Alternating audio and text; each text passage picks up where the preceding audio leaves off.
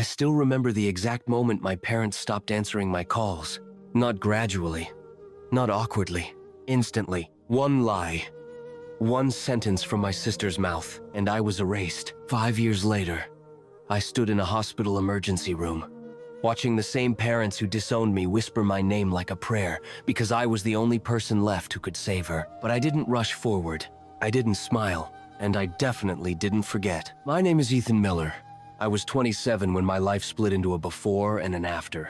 Back then, I still believed blood meant loyalty and family meant truth. I had a stable job, a small apartment, and a quiet life that revolved around doing the right thing even when no one was watching.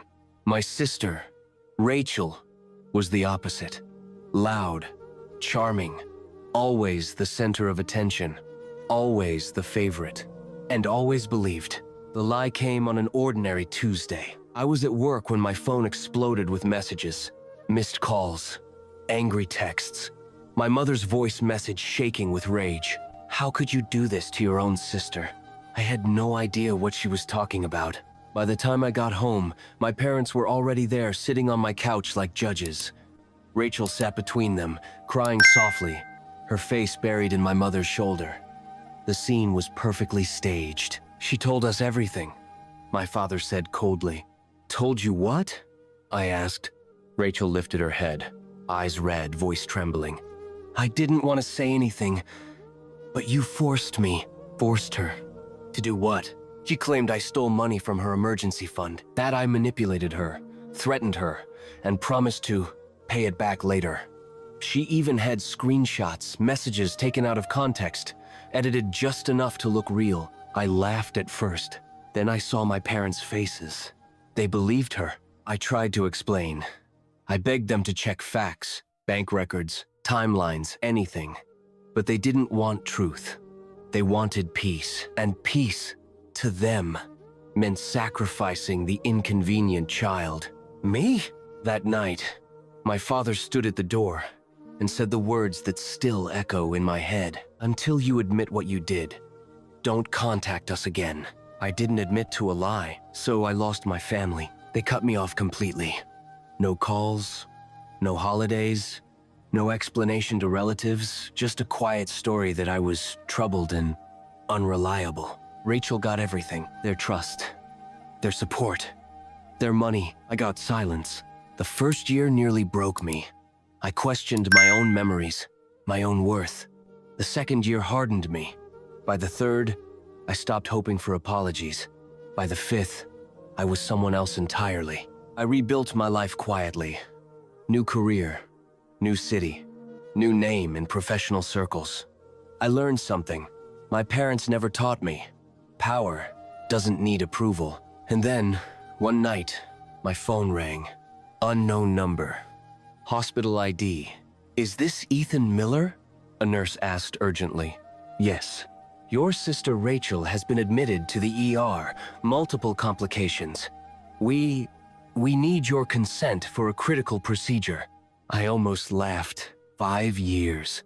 No birthdays, no holidays, no acknowledgement of my existence. And now, I was her only hope. I looked at the city lights outside my window, calm and unmoving. For the first time since the lie destroyed my family, I felt something unexpected. Control. I grabbed my jacket and headed for the hospital, not out of love, not out of obligation, but because sometimes the most devastating revenge is simply showing up after they thought you were gone forever. The emergency room smelled like antiseptic and panic. Bright lights, fast footsteps, low voices that carried too much urgency. I stood just inside the automatic doors for a moment, unseen, watching my parents from a distance. 5 years hadn't been kind to them. My mother's hair was streaked with gray. She used to hide religiously. My father's shoulders slumped forward like the weight of the night had finally caught up with him. And then there was Rachel. She lay on the gurney behind glass, pale, motionless, wires everywhere. The sister who once smiled while destroying my life now looked small, fragile, human. A nurse spotted me first. Ethan Miller? My mother turned so fast, she nearly stumbled. For a split second, her face showed relief so raw, it almost hurt to look at. Then it changed into shame, fear, and something else I hadn't seen before. Need. Ethan, she whispered, standing up. You came. I nodded once. Nothing more. My father approached slowly, cautiously, like I might disappear if he moved too fast. They said, we need you. For consent. The doctors. I know, I said calmly. Rachel stirred slightly behind the glass, her lips dry, eyes fluttering. Machines beeped steadily, indifferent to family drama. The doctor joined us, professional and blunt. Your sister has internal complications. We need approval from next of kin listed on file. I looked at my parents. They both looked away. The doctor followed my gaze and frowned. She listed Ethan Miller as emergency contact. Is that correct? My mother swallowed hard. Yes, that single word carried 5 years of buried truth. The doctor continued explaining risks, procedures, timelines, but my mind drifted. Back to the night everything ended. To my father's voice at the door. To the way Rachel avoided my eyes as my life collapsed. I remembered how alone I felt. How expendable. The doctor paused. Mr. Miller, we need your decision. The hallway went silent. My parents stared at me, their faces tight with fear. Not fear of losing Rachel, fear of losing control. Fear that the son they erased now held their future in his hands. I took a slow breath. I want to see her first. My mother nodded quickly. Of course. Please. Inside the room, the noise softened. Rachel's breathing was shallow. Her face looked thinner, sharper. Not the confident sister I remembered. Her eyes opened when she saw me. At first, confusion, then recognition, then panic. Ethan, she croaked. I stepped closer but didn't touch her. You called me, I said evenly. She shook her head weakly. I didn't know they would. I leaned in just enough for her to hear me. 5 years ago, you knew exactly what you were doing. Tears welled up instantly. I was scared, she whispered. They always believed me. I didn't think they'd cut me off, I finished. Erase me? She closed her eyes. That was answer enough. I lost everything.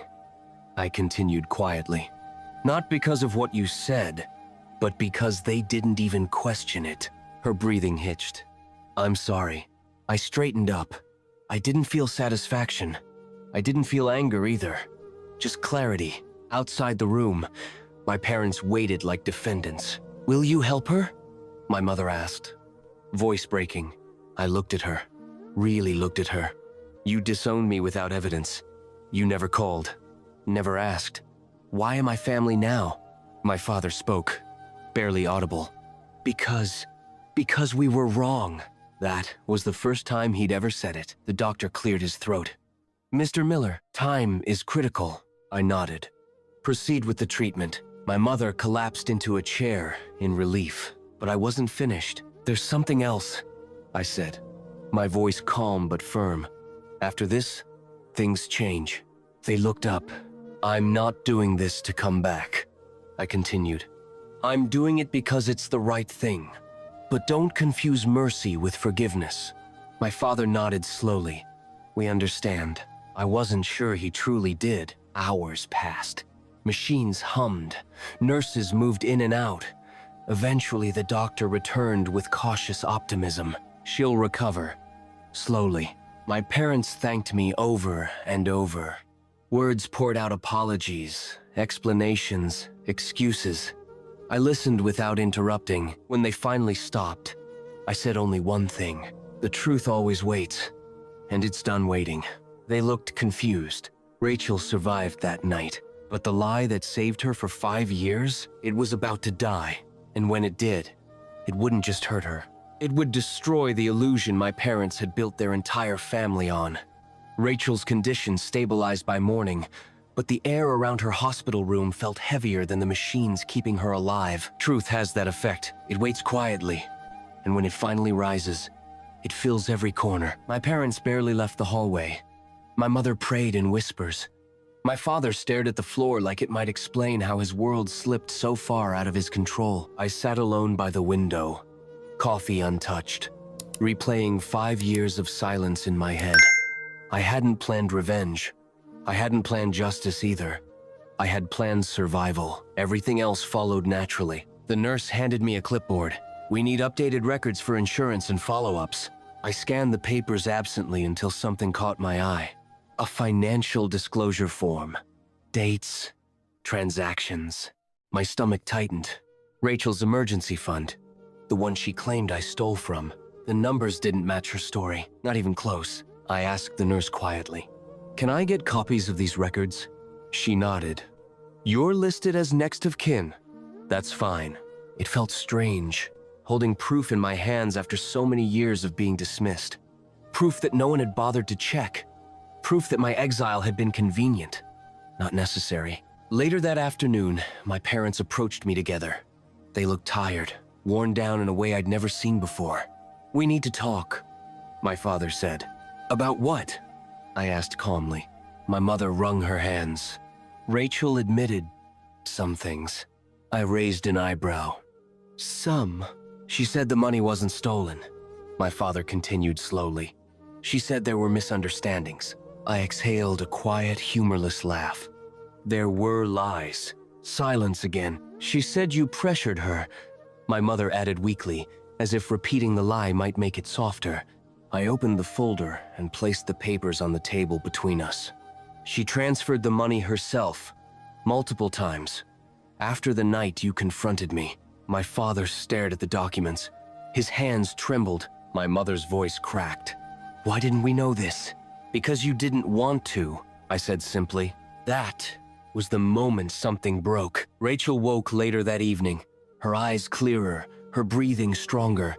When she saw my parents' faces, she knew immediately something had shifted. "Did you tell them?" she whispered to me. I didn't answer.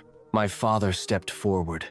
"Rachel," he said, his voice tight, "we need the truth. All of it." She looked at him, then at my mother, then back at me. Her shoulders slumped.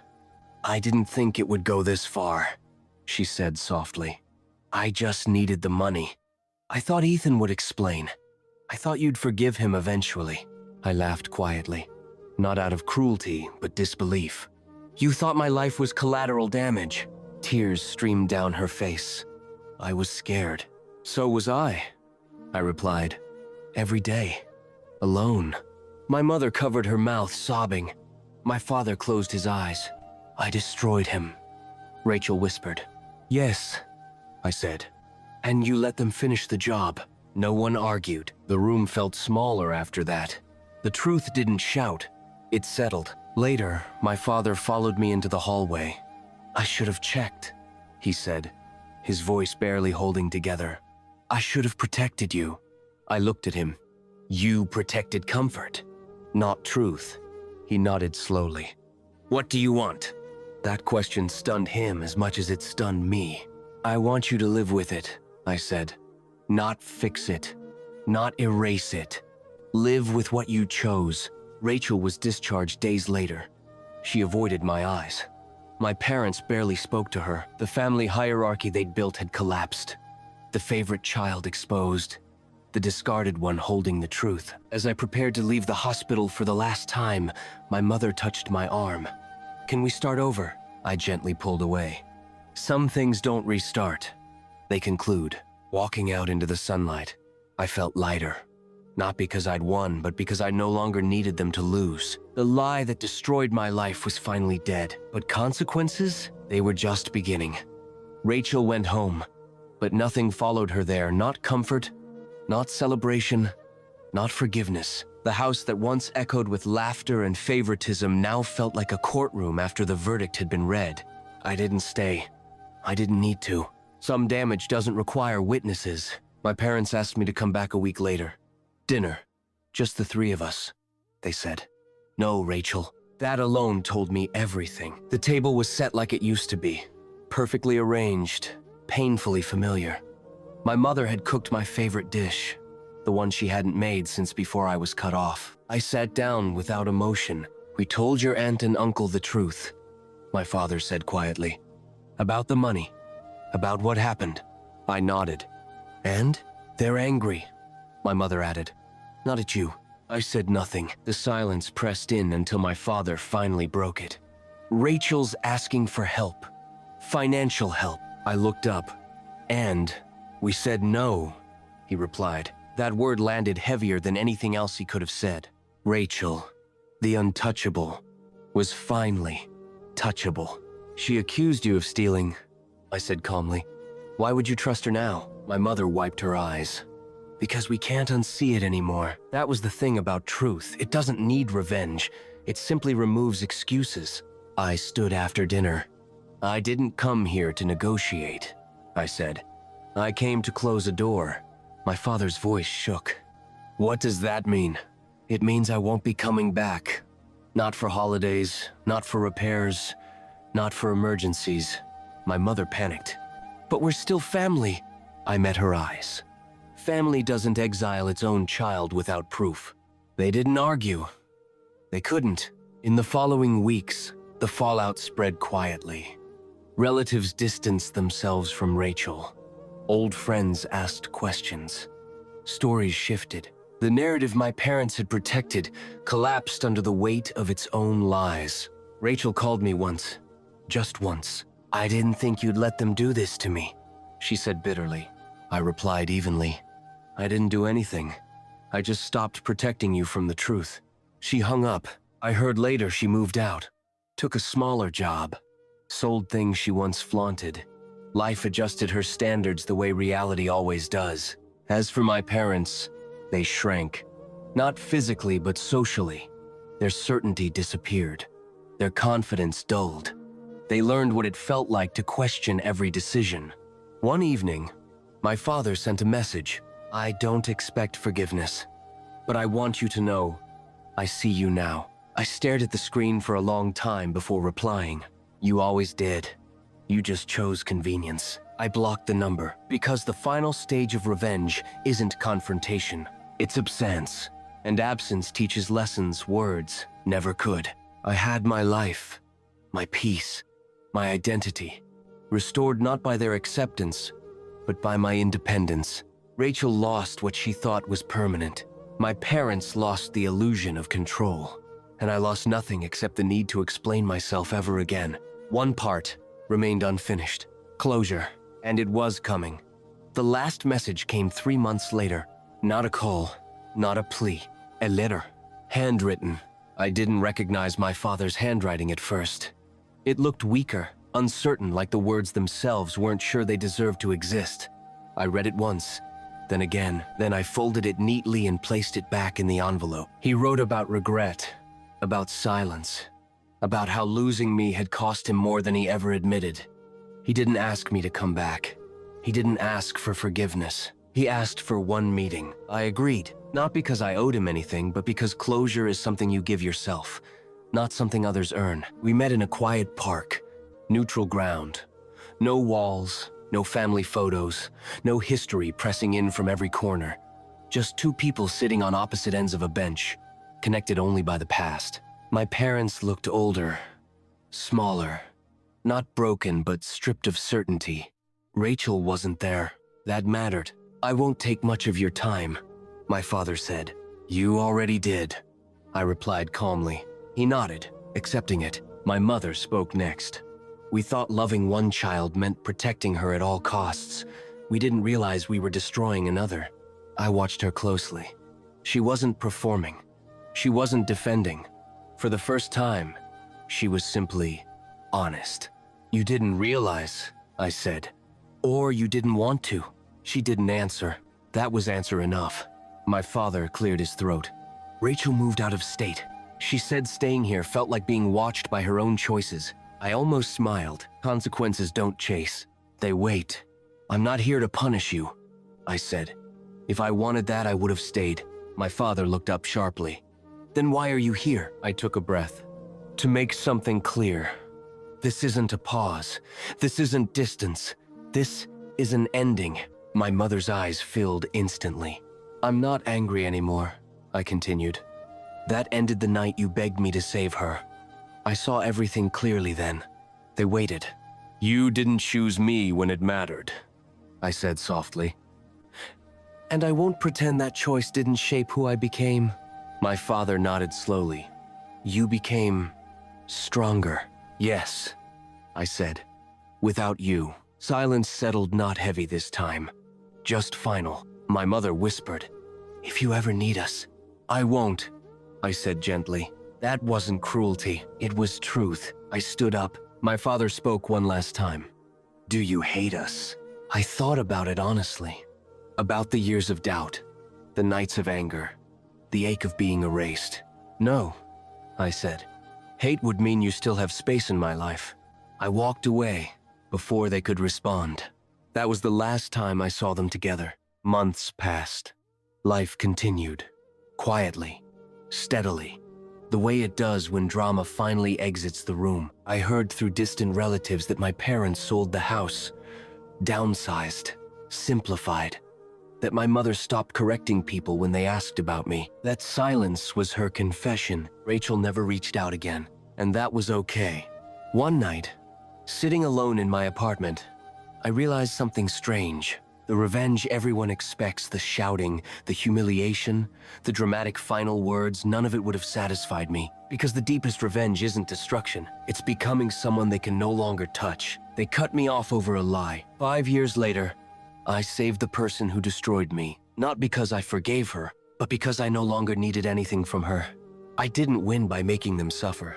I won by walking away whole. And somewhere, deep down, they knew it. They always would.